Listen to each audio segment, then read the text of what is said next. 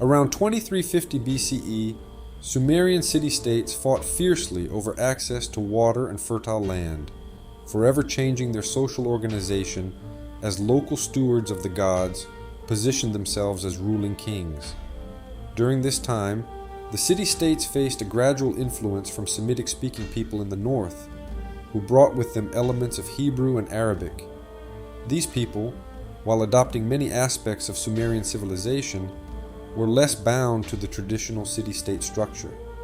It was during this transformative period that a true king rose to power, Sargon. My name is Lucas Lima, architect and professor of art history.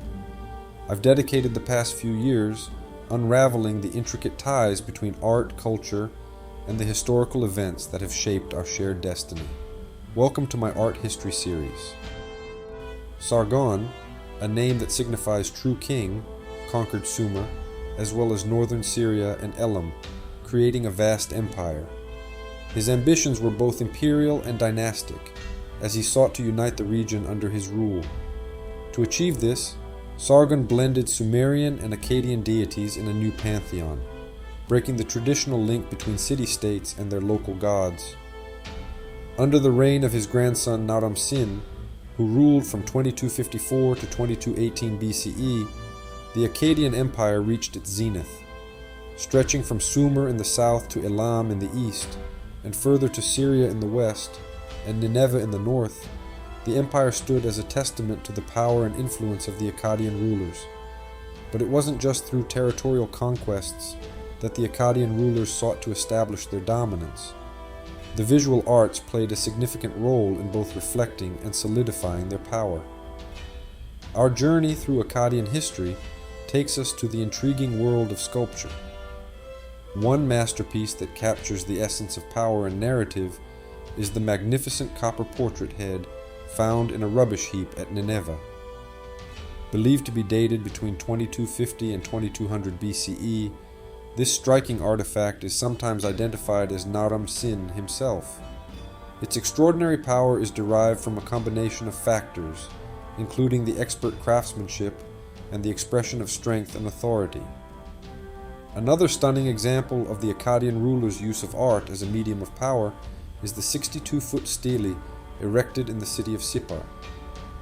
Created during the rule of Naram-Sin, this monumental piece commemorates his victory over the Lulubi people of the Zagros Mountains in eastern Mesopotamia. As we delve into the intricate details of this stele, we uncover a fascinating story of triumph and conquest. The relief carving depicts Naram-Sin leading his troops in battle, with the defeated Lulubi people lying at his feet. This powerful imagery not only celebrates the ruler's military might, but also asserts his divine right to be the supreme leader. Centuries later, the stele was seized as war booty by the Elamites in 1157 BCE. It traveled through time, changing hands and crossing borders, before finally finding its place in the Louvre Museum in Paris.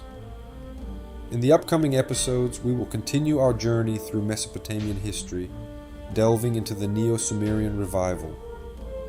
This period witnessed a renaissance of Sumerian culture and marked a significant shift in the region's political and cultural landscape.